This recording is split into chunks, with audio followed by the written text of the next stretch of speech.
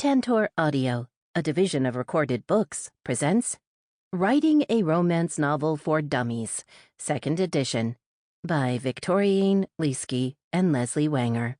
Narrated by Tanya Eby. Limit of liability/disclaimer of warranty. While the publisher and authors have used their best efforts in preparing this work, they make no representations or warranties with respect to the accuracy or completeness of the contents of this work, and specifically disclaim all warranties, including without limitation any implied warranties of merchantability or fitness for a particular purpose. No warranty may be created or extended by sales representatives, written sales materials, or promotional statements for this work. The fact that an organization, website, or product is referred to in this work as a citation and/or potential source of further information does not mean that the publisher and authors endorse the information or services the organization, website, or product may provide or recommendations it may make. This work is sold with the understanding that the publisher is not engaged in rendering professional services. The advice and strategies contained herein may not be suitable for your situation. You should consult with a specialist where appropriate. Further, readers should be aware that websites listed in this work may have changed or disappeared between when this work was written and when it is read. Neither the publisher nor authors shall be liable for any loss of profit or any other commercial damages, including, but not limited to, special, incidental, consequential, or other damages. Introduction. Romance is far and away the best-selling genre in all of fiction. The specific numbers are constantly changing, but on average, romance book sales exceed $1 billion every year. Just take a look at the bestseller lists. They're filled with romance novels. Romance is a something-for-everyone genre. Looking for a quick read to pull up on your phone whenever you have a few minutes free? A 55,000-word category romance may give you just what you want. Want a complex story that can keep you turning pages for days as you relax on the beach or the porch of a mountain cabin? Try a 150,000-word mainstream romance. Whether you like history, the here and now, or even the future.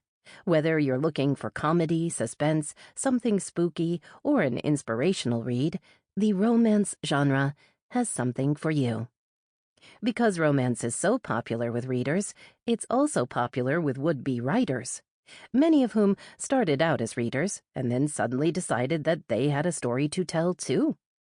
If you're one of these aspiring writers, this book is for you, because there's always room for one more. A lot of outsiders have a very clear, and clearly wrong, image of the typical romance writer.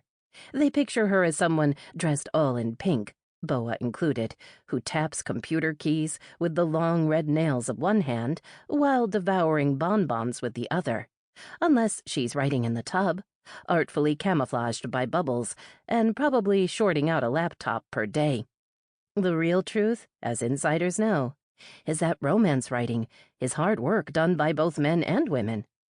It's also extremely rewarding work, allowing successful authors to express their creativity and earn money for it, all the while making millions of readers happy. Not a bad job if you can get it. And if you've read this far, I'm betting it's a job you want.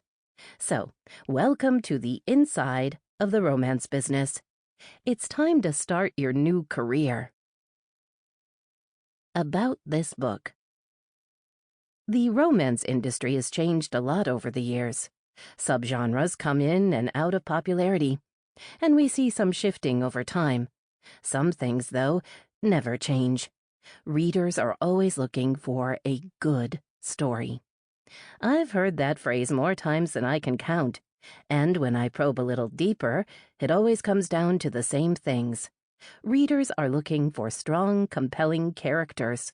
A story that makes them feel things right along with those characters, and a happy ending that lets them experience the thrill of falling in love all over again with each book.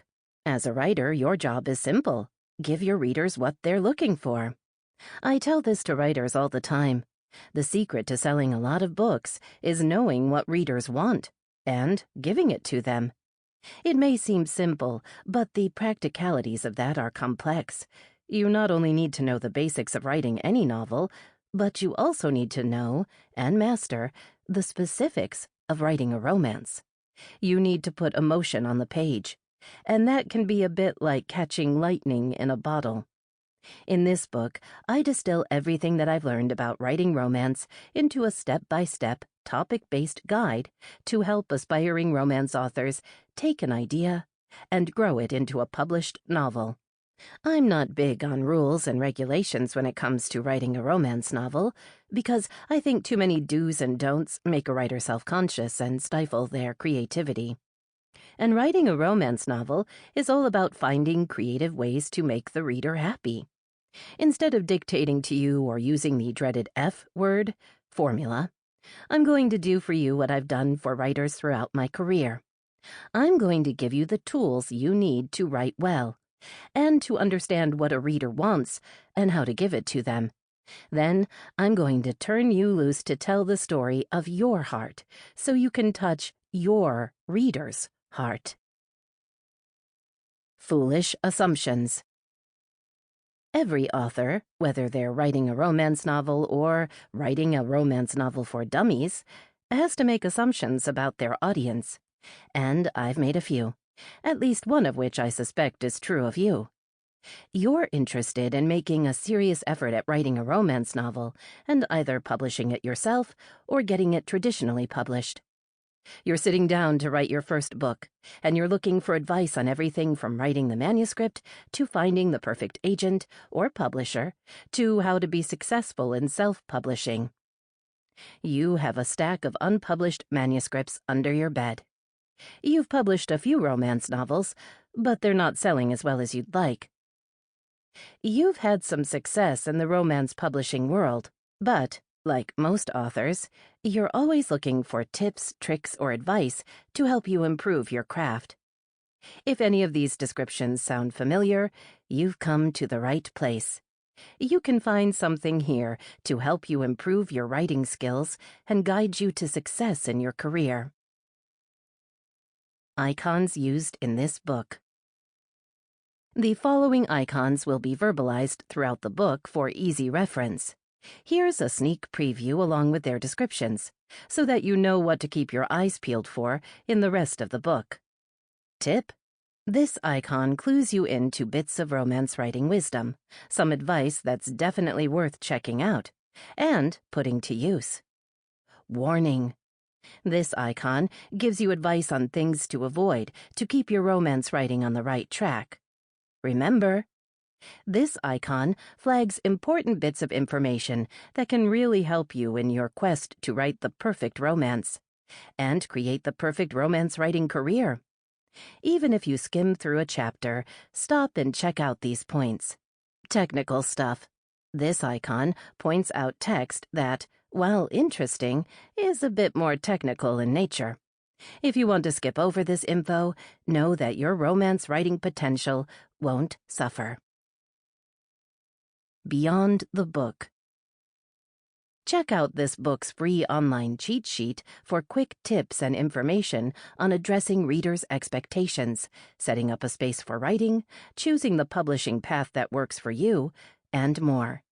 To access it, go to dummies.com and type "Writing a Romance Novel for Dummies cheat sheet" in the search box. Where to go from here.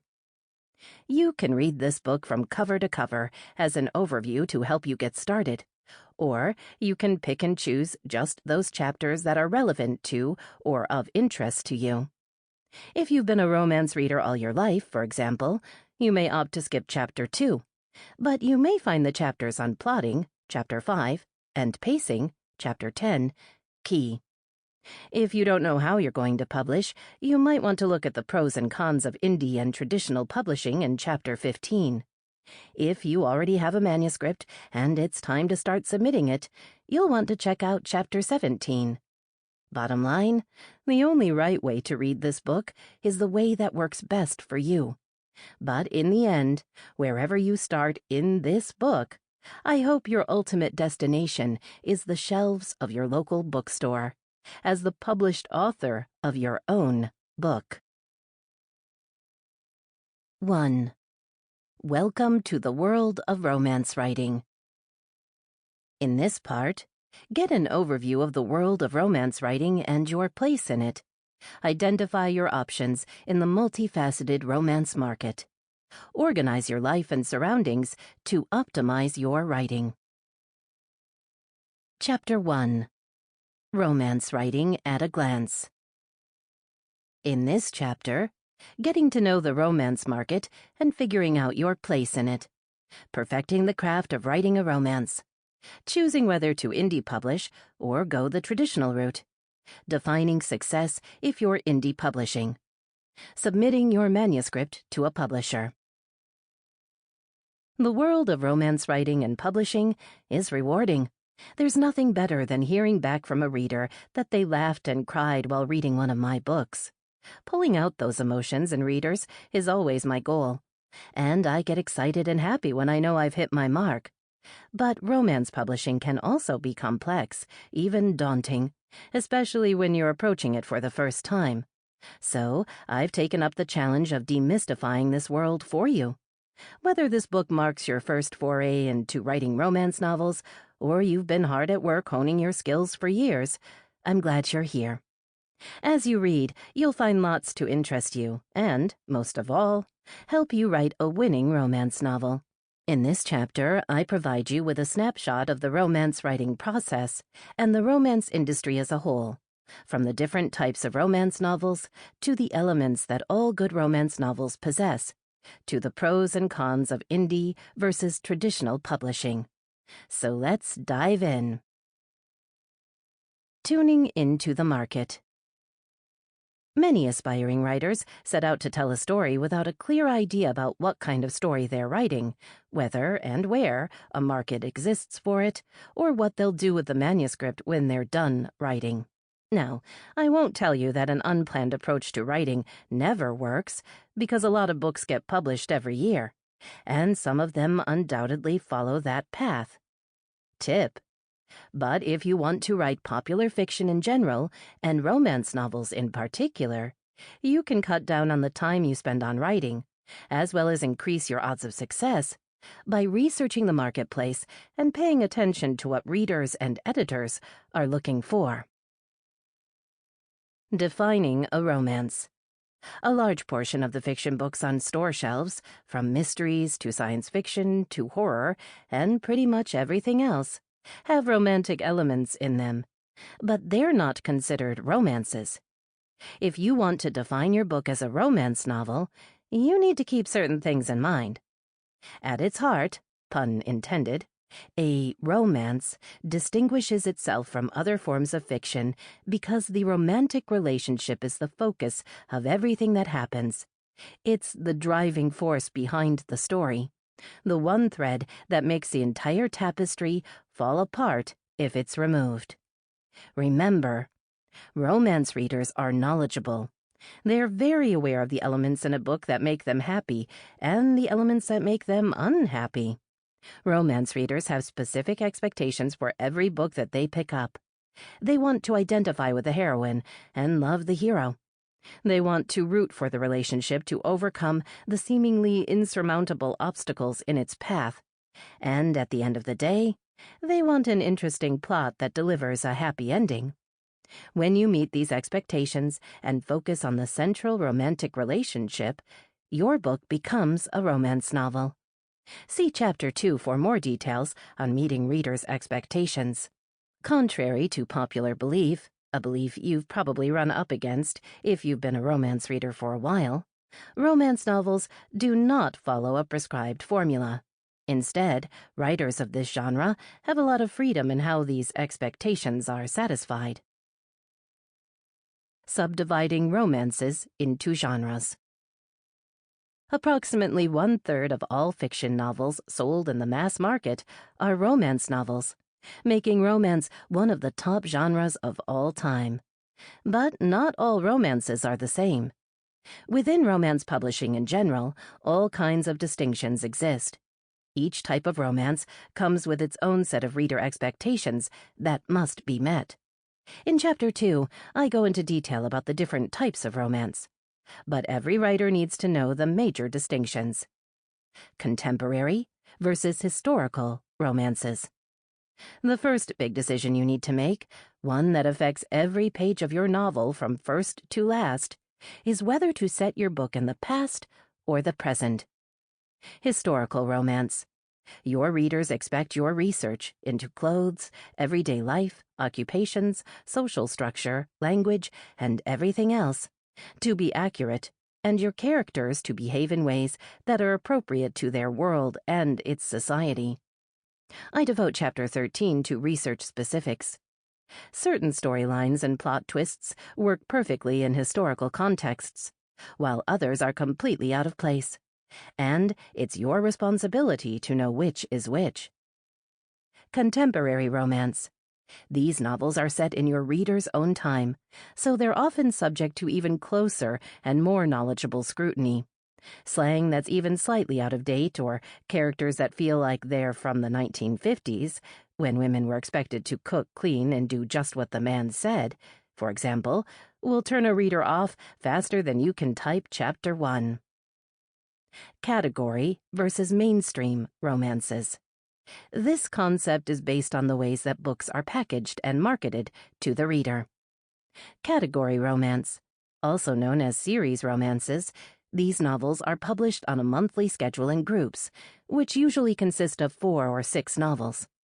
The groups are referred to as lines or series, and all the books in a given series are similar in certain basic ways, such as length, editorial focus, and cover design.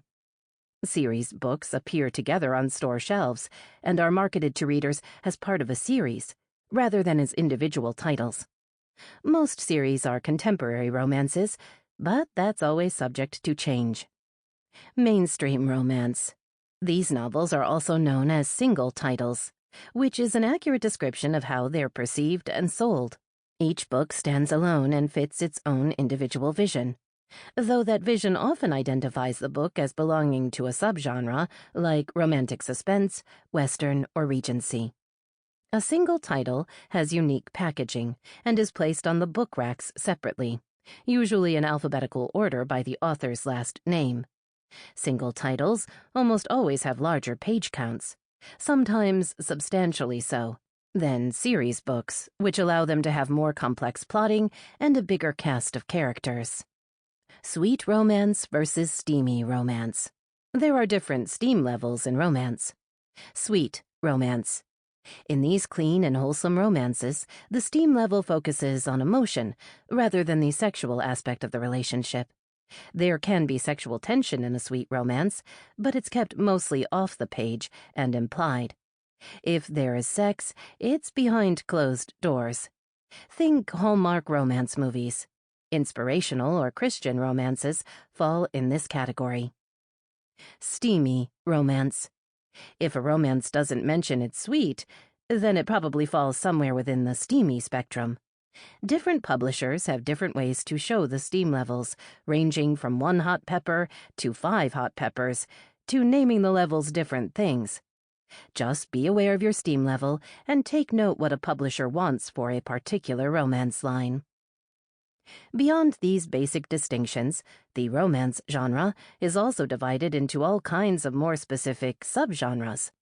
Subgenres can include romantic suspense, inspirational romance, Western romance, romantic comedy, and others I detail in Chapter 2, where I also help you figure out where you and your novel fit into this spectrum. Practicing your craft. After you know the marketplace and what kind of romance you want to write, you have to take care of a few everyday matters before you start hitting the keyboard.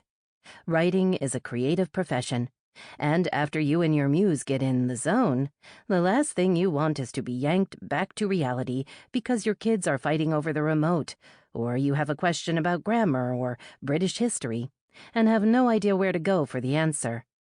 Here are a few suggestions to help limit the number of distractions you may encounter. I include many more in Chapter 3. Set up a workplace for yourself, even if it's only a corner of your bedroom or family room. Get your family invested in your writing so that they're happy to pitch in so you can succeed. Dedicate a specific time each day or week when your writing is given first priority. Only after you have the mundane under control can you sit down, face that blank screen and blinking cursor, and start telling your story. After that, it takes dedication and commitment to finish telling your story. Remember, no one can make you a storyteller or magically inject you with talent. But if you have the drive and creativity to be a writer, you can hone your craft so you make every book as strong as it can possibly be. Writing has many practical aspects, and the bulk of this book focuses on helping you master them. Here's a quick look at just a few of the topics I tackle. Everything starts with characterization. Let me note here that while there are other types of romances, this book focuses on heterosexual romance with one man and one woman. This is an important distinction as we move into talking about characterization in later chapters. Remember, without compelling characters to win over the reader, a romance novel simply won't succeed. The heroine in particular is key, because she becomes the reader's alter ego. Your heroine needs to be strong, smart, and attractive, but also vulnerable and emotionally accessible. She needs to be an interesting and admirable woman who your reader enjoys spending time with. Your hero needs to be just that, heroic. But that doesn't mean he has no flaws. He definitely needs to be vulnerable. Otherwise, he won't have a place for the heroine in his life or his heart. Your hero has to be a man that your heroine, and your reader, can fall in love with. Chapter 4 covers creating characters, making it one of the most important chapters in this book. Both your hero and heroine should be fully realized human beings, with complete and complex inner lives. They need to have more going on than just sexual attraction. Although, as I discuss in Chapter 11, sexual attraction and emotionally involving love scenes are important too. Every character also needs an individual voice. Chapter 9 sets you on the right path to creating unique ways of speaking, ways that are also distinct from your own voice for all your characters, especially the star couple. It's all about emotional tension. Remember, emotional tension is the driving force of every romance. Your hero and heroine are more than just attractive faces. Make their relationship the driving force of your novel, because your reader's main reason for picking up a romance novel is to experience the roller coaster thrills of falling in love. To keep that roller coaster going, you need to create emotional tension between your hero and heroine, something that comes from who they are that can believably keep them apart for the course of the book. Maybe your wealthy hero has a hard time believing that the heroine's not just like all the other gold diggers. Maybe the heroine thinks no man can be trusted to stay for the long haul because her father left her mother, and her own relationships have never lasted longer than 6 months. In every book, the emotional tension is unique to that heroine and hero, grows out of who they are, and is enhanced by their situation. I explain how to use emotional tension to propel your plot and create momentum in the hero and heroine's relationship in Chapter 5. Compelling emotional tension gets your reader involved even more deeply in your characters. And the more deeply involved your reader feels, the more quickly she'll turn the pages to see what happens next. Best-selling novels aren't referred to as page-turners for nothing. Plotting, pacing, and point of view. Once you have your characters and their conflict down, your job is to plot out and then tell their story. Think of your novel as the context in which the hero and heroine can work out their issues. But plotting is more than just figuring out what happens in the story. You need to structure events in a way that keeps your reader's interest.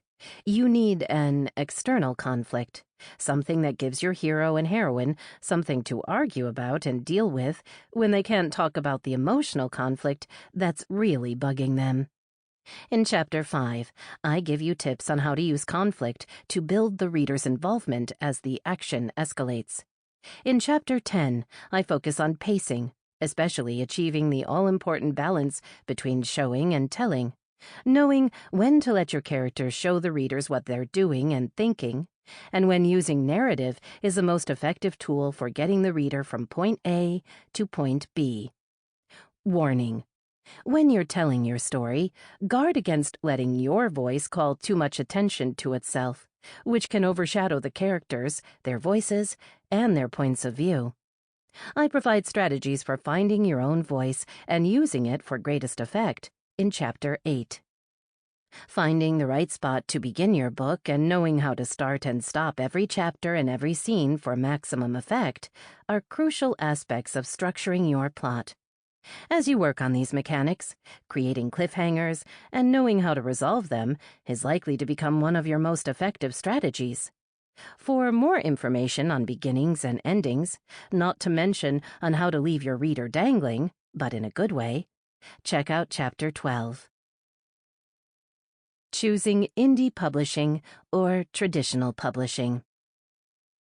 In today's world, many romance authors are finding success with indie publishing, also called self-publishing. Some are even making six-figure incomes and beyond. This is due largely to the invention of the Kindle, a wireless electronic reading device, aka e-reader, and e-books, short for electronic books.